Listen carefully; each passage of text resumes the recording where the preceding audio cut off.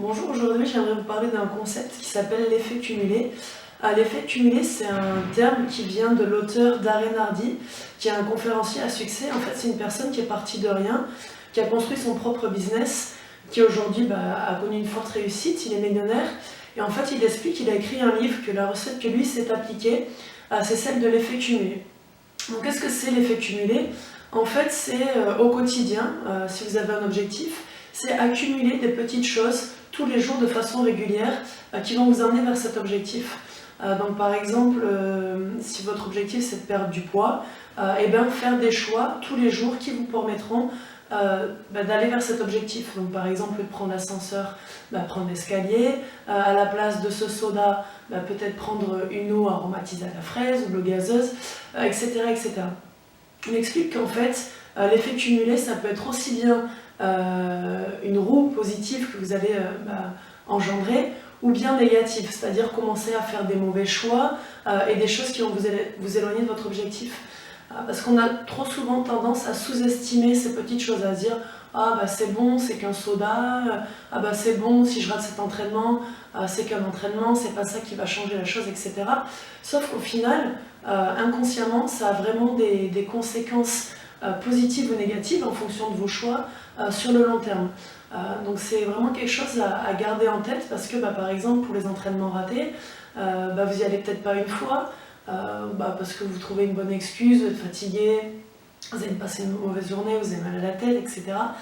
Et donc du coup, inconsciemment, vous savez que peut-être que vous montez un petit peu, que vous vous éloignez un petit peu de votre objectif, que vous ne respectez pas vos engagements, peut-être que vous ne respectez pas du coup vos coéquipiers qui, eux, vont à l'entraînement, et peut-être que la fois d'après, vous allez continuer à rater, etc. etc. Et donc du coup, là, s'engendre baisse de l'estime de soi, parce qu'on ne respecte pas ses engagements et son objectif, baisse de la confiance en soi, etc. etc.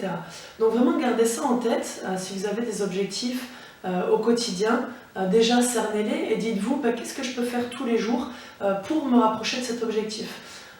Par exemple, on va prendre quelque chose de concret, l'effet cumulé version négatif. Vous avez envie de vous maintenir en forme, vous faites pas mal de sport, mais vous avez un petit faible pour les sodas.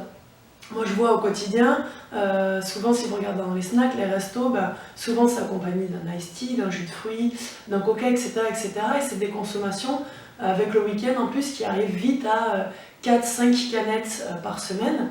Si vous faites le cumul, ça représente 1000 calories minimum à la semaine, et sur une année, ça représente plus de 50 000 calories.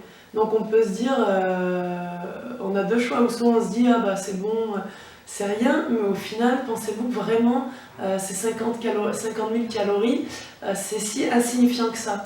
Donc regardez sur le long terme, c'est pas juste se dire, c'est bon, chocolat chaud chantilly cet après-midi, ça change rien. Si vous faites ça tous les jours et toutes les semaines, ça aura un résultat négatif si votre objectif c'est de rester en forme. On va prendre maintenant du coup, on va l'inverser. On va le prendre par exemple dans le sport sur l'aspect positif. Par exemple, quand j'étais en Espagne, personnellement dans le sport, j'ai besoin de travailler énormément ma technique individuelle, ayant commencé relativement tard.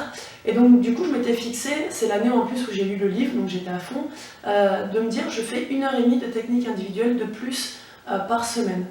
Et au final, à la fin de l'année, je m'y suis tenue et ça a représenté 60 heures de plus sur l'année. Si vous faites ça sur 1 an, sur 2 ans, sur 3 ans, ça a des conséquences énormes. Donc imaginez si en plus de ça, vous décidez de faire un petit truc tous les jours, 10 minutes, qui vous rapproche de votre objectif, dans les domaines de la nutrition, du développement personnel, préparation mentale, des exercices, des lectures, quoi d'autre, en préparation physique, sur l'aspect technique, dans vos relations, etc., etc.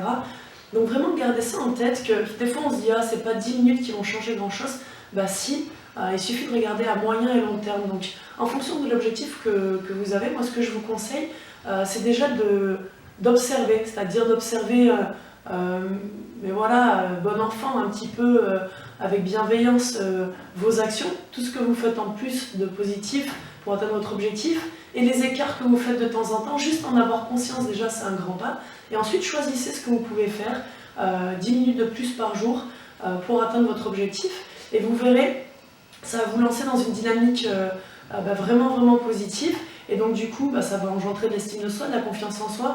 Et c'est comme ça qu'on se sent mieux et qu'on avance. Et surtout qu'on atteint ses objectifs. Voilà, j'espère que ça vous a plu. Je vous souhaite une très bonne journée et je vous dis à très bientôt.